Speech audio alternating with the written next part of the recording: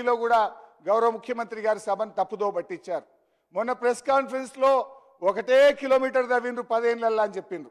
ఇవాళ అసెంబ్లీలో 1.5 కిలోమీటర్ మాత్రమే తవ్వారు ఈ 10 ఏళ్లలో అని చెప్పి ఒక తప్పుడు మాటను సభలో చెప్పి రాష్ట్ర ప్రజల్ని మీరు తప్పుదో పట్టిస్తా ఉన్నారు. 11 కిలోమీటర్లు మా హయాంలో ఎస్ఎల్బీసీ టనల్ తవ్వడం జరిగింది. దయచేసి ముఖ్యమంత్రి గారు దీన్ని కరెక్షన్ చేసుకోవాలి. ఇంకోసారి మాట్లాడేటప్పుడు డబుల్ చెక్ చేసుకొని మాట్లాడండి. అది మీ పొజిషన్కు ఆ కుర్చీకి మీకు తగదు అని చెప్పి గౌరవ ముఖ్యమంత్రి గారికి మనవి చేస్తా ఉన్నాం. అధ్యక్ష, గౌరవ ముఖ్యమంత్రి గారు నాగార్జున సాగర్ డ్యామ్ గురించి కూడా మాట్లాడారు. నేను మీకు ఇచ్చే సూచన, విమర్శ చేయాలంటే నేను చాలా చేయగలుగుతా. అఫ్కోర్స్ నా వల్ల నా మైక్ కట్ అవుతుంది.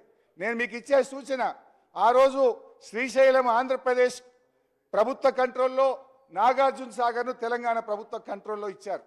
కానీ ఈరోజు ఎన్నికలు జరిగే రోజు, పోలింగ్ రోజు ఆంధ్రప్రదేశ్ దుర్మార్గంగా వచ్చి ఆ రోజు పోలీసులు వచ్చి వాళ్ళు ఆధీనం చేసుకున్నారు.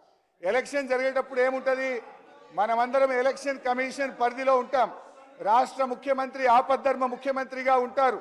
అయితే నేను మిమ్మల్ని కోరేది ఏంటంటే, ఇవాళటికి 2 నెలలైనా సిఆర్పిఎఫ్ పోలీసుల భద్రతలో ఇలా నాగార్జున సాగర్ ఉన్నది.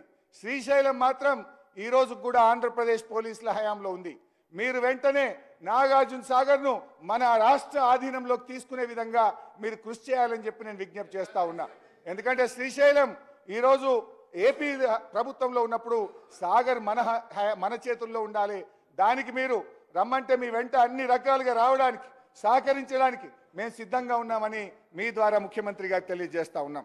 అధ్యక్ష, కేఆర్ఎంబి విషయంలో గౌరవ ముఖ్యమంత్రి గారు మళ్ళీ చాలా ఆరోపణలు చేసినారు. నాకు క్లారిఫికేషన్ సమయం లేదు. కానీ ఇవాళ నేను అడిగేది ఒక్కటే, కేఆర్ఎంబిని అప్పచెప్పింది ఎవరు? మీరు కాదా? మినిట్స్ చదివి వినిపించమంటారా? 2 మినిట్లలో మీరు, మీ ప్రభుత్వం వచ్చిన తర్వాత 17వ తేదీ 1వ తేదీ 2 మీటింగులు జరిగినాయి. 17వ తేదీ ఢిల్లీలో జరిగిన మీటింగ్లో, కేఆర్ఎంబి మీటింగ్లో చాలా స్పష్టంగా మీరు ఒప్పుకొని వచ్చారు. Both the states will hand over 15 prioritized component outlets of Nagarjuna Sagar project and Srisailam project to KRMB within 1 month time period. ఇది ఎందుకు ఒప్పుకొని వచ్చినారు? మరి మేము ఆ రోజు ఒప్పుకోలేదే. ఇది నా కథ కాదు, నేను చెప్తున్నది కాదు.